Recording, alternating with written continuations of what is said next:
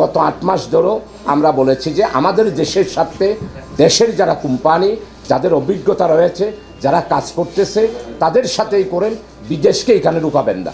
বিদেশকে ঢুকালে আমাদের নৌবন্দর, আমাদের নৌবাহিনী এবং আমাদের স্বাধীনতা, সার্বভৌমত্ব এবং আমাদের কর্তৃত্বটা টোটালি চলে যাবে।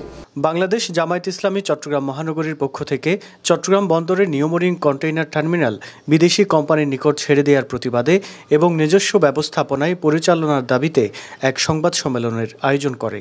চট্টগ্রাম প্রেস ক্লাবে অনুষ্ঠিত সংবাদ সম্মেলনে লিখিত বক্তব্য পেশ করেন বাংলাদেশ জামায়াত ইসলামীর কেন্দ্রীয় কর্মপরিষদ সদস্য, সাবেক এমপি ও চট্টগ্রাম মহানগরী জামায়াত ইসলামীর আমির আলহাজ শাহজাহান চৌধুরী।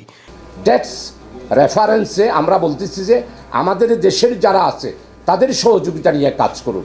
বিদেশকে যদি দেন তাহলে আমাদের কর্তৃত্বটা চলে যাবে, আমাদের চেয়ারম্যান সাহেব টুটু জগন্নাথ হয়ে যাবে, আমাদের বন্দর টুটু জগন্নাথ হয়ে যাবে।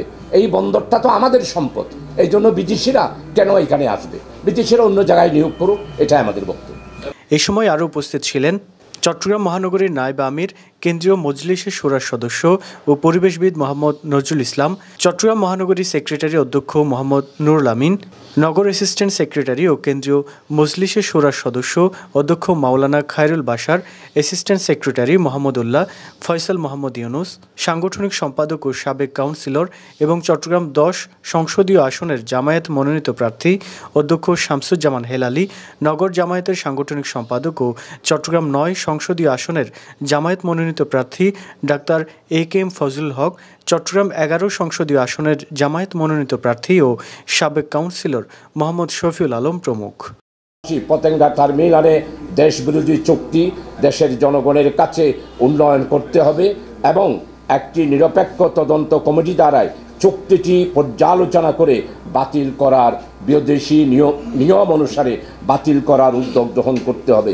অন্যথায় ছাত্র, শ্রমিক, কর্মচারী এবং সুশীল এবং বাংলার সমস্ত জনগণ আবারও দেশ ও জাতির স্বার্থে মানুষের ভবিষ্যতের জন্য যেই কোনো কঠিন পদক্ষেপ গ্রহণ করতে বাধ্য হবে।